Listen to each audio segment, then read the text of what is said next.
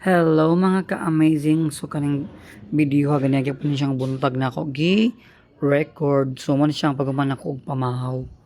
Kay na-realize ko ba na bidli kay akong sudan kanton kay di jud ako betong payless.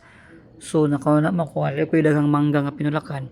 What if himuna ko siya dessert para mawala akong ka luod. So mo ni naghinay ko kit-kit pang usa ko na ako nga mangga kay daghang jud mangga.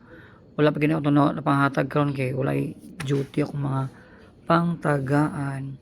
So muna siya guys, nagkaon-kaon ko sa Pantawan para ang pawala sa luod.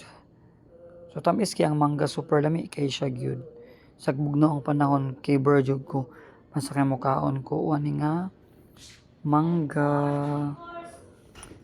Diba?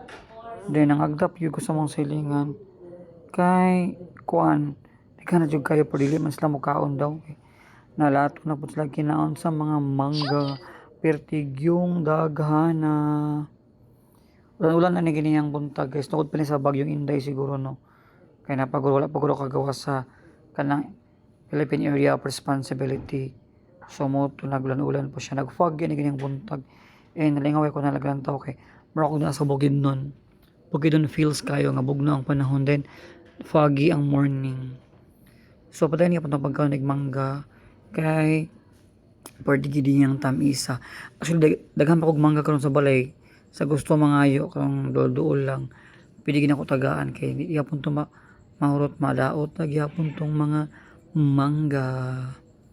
So kani nga pagkaon-kaon ako sa mga double purpose ni siya. Sa Pantawan jud ko nagkaon kay syempre sa likod dada na nga mo ang balay sa akong crush. So mura ako nagpaduding kaya nagpabit po ko niya, di ba? Di man siya naman siya sa gawas diya nag-supervise kay ilang yung balay gi-construct mo gud ni. So siya ang gisugo siyang papa.